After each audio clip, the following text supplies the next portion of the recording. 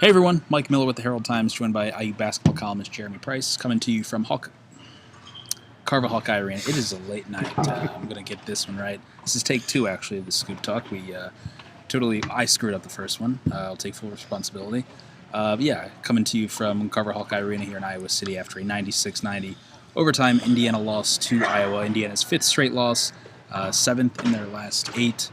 It's not getting any better. For Indiana. No, it's not, and it's almost become a game of can you top this for Indiana for difficult ways to lose a basketball game, and frankly, I mean, really, if you look at it, the lone win in there was the triple overtime game against Penn State, and that one was a millisecond from being a loss as well. That might have topped any of these, but tonight otherwise pretty much took the cake for toughest loss yet. And I say yet because there's still some work to do in this regular season. Yeah, 3 games left after this. You return home and you host senior night. Not really sure if it's going to be a real senior night or not. We'll get to that later, maybe in the coming days. Anyway, you have one more home game left in Bloomington. After that, you go to West Lafayette, which is an awful matchup for Indiana, healthy or not, which we mentioned a few weeks ago, against Purdue. And then you close the season at Ohio State, which very well could be a potential Wednesday Big Ten tournament matchup for Indiana, turning around just a couple days after that matchup in Columbus. We could see Ohio State very quickly in Washington, D.C. Indiana is positioned right now to play on that first day of the Big Ten tournament this season. It's just gone into a total tailspin. The close losses, they're losing close games, but again, the way they've lost these games is really the most concerning thing of all. Again, tonight was a bit of a microcosm of the season at large. You had a really hot start to the game. A lull midway through, and then just the ending was once again just man. How do you come to terms with another loss, kind of like this? I saw Thomas Bryant walk off the floor with both hands on his head, just kind of like, man, it happened again. Yeah, it happened again. There's a huge free throw discrepancy. Tom Crean just actually refused to talk about it. He said, "I'm not taking any questions about the free throws." On a night when Iowa went 39 for 47 at the line, Indiana went 16 of 19. In those 39 free throws, Peter Jock set a Iowa school record, making 22 of his 23 attempts. He had 15 points, I believe, in the overtime period, 13 of which came to the line. That was the difference, really, for Indiana, too, which just wasn't really there in overtime. Had some mistakes and just didn't have it.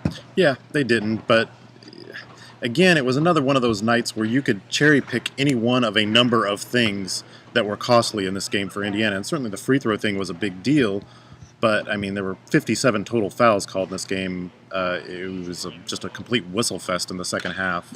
Yeah. But it's the same things that keep happening over and over that's most disconcerting about this, I think.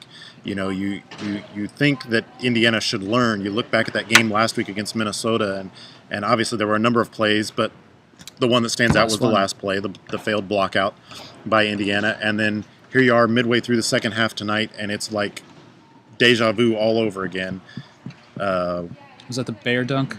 Jock had the three. I think it was Jock, wasn't it? Attempted the three, missed off the front iron. Everybody turned and just stared at the ball, and Nicholas Baer came soaring in for a put-back dunk and a foul, and it's just mind-blowing, the repeated mistakes, the same mistakes over and over and over again. And it's not just blockouts, it's turnovers, stagnation offensively. Look at the way they played against the zone tonight, too. I mean, there's just for, about 8-9 minutes, really, at the end of the first half, just had no real semblance of a plan, it didn't seem like, of how to attack the zone. Yeah, I mean, Tom Crean said after the game, well, we thought attacking the middle of the zone would be a good idea. Well, yes, you would normally think that would be a good idea. Yeah. And one of the few times that Indiana did do that, they had a bit of success, but doing that with any kind of consistency, doing anything with any kind of consistency remains the ultimate elusive thing for this team. And part of what I wrote about tonight, though, was that the strange thing is that this team continues to show some heart. They show some fight. I mean, after letting that 13-point lead get away in the first half, they actually still never let Iowa lead in this game until the final 2 minutes. Mm-hmm. They seem to have an answer each time. For a team that struggled as much as they have, they seem to keep coming up with an answer. They seem to still have some measure of confidence, some measure of belief in themselves, until push finally gets to shove, and then away it goes. Yeah, I think that you can point to a number of different things. Certainly, the leadership thing has come up often this season. That's kind of when the time of the game when you really want to lean on someone, have just someone on the court where you can lean on. I think Iowa has that, and Peter Jock. But Indiana just doesn't seem to have a plan when push comes to shove and it kind of gets down to crunch time. Who do you look to? Who do you lean on?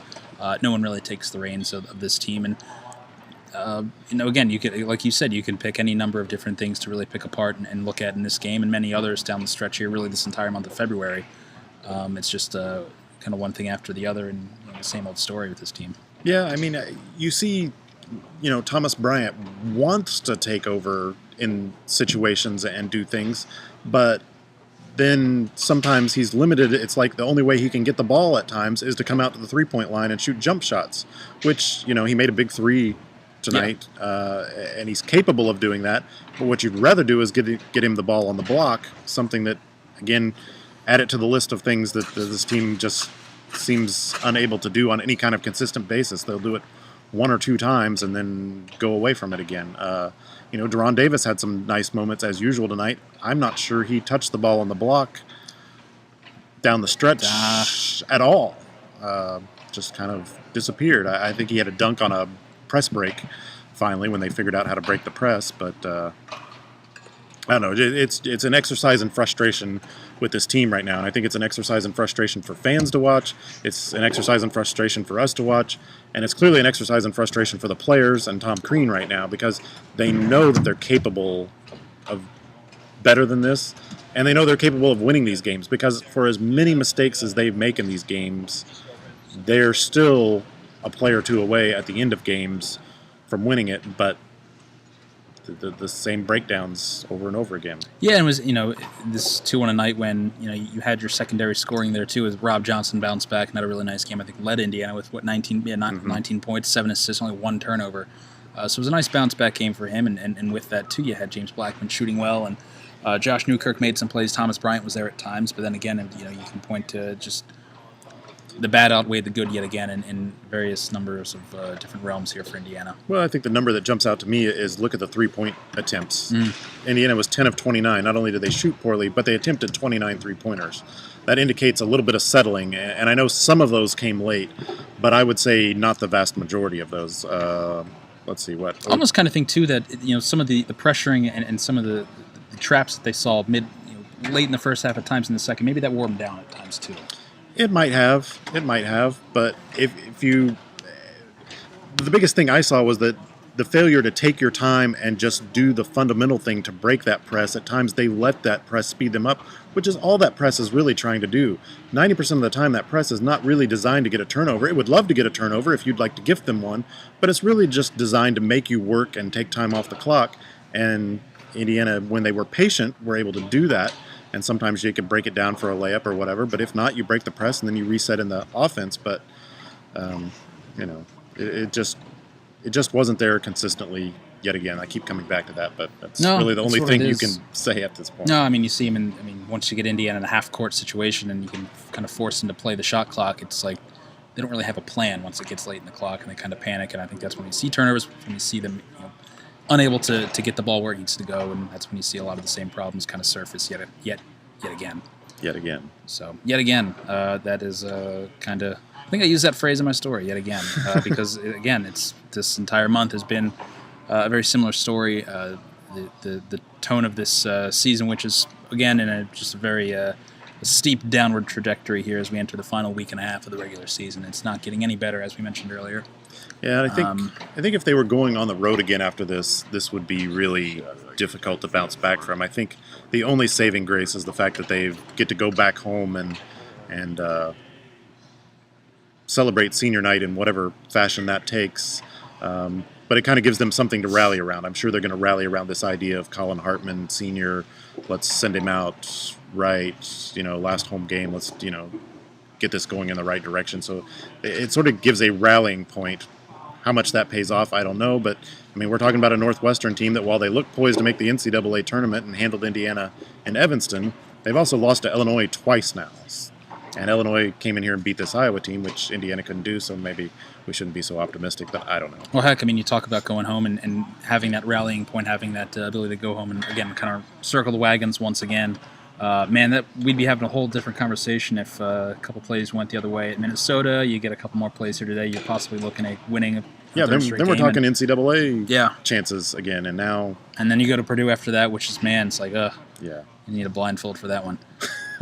Frankly, I mean, it's just that this team does not match up. West Lafayette and Indiana right now is not going to be a good match, but they're going to have to play it, I think, right? They have to play it. They have to? Okay. Yes. Unless they forfeit. I don't think they're going to forfeit. Probably won't. They probably won't. In the meantime, our protest of not shaving until Indiana wins a game continues. Are we doing this? I don't know. I mean, this is just something... Only for this season. This is not going to November. I don't think anyone wants that. Frankly, this is a product of laziness. This is not a product of anything else, but I might just go back tomorrow and shave. So anyway, you don't care. I don't either. All right, we're going home. Yep. Thanks, guys. See ya.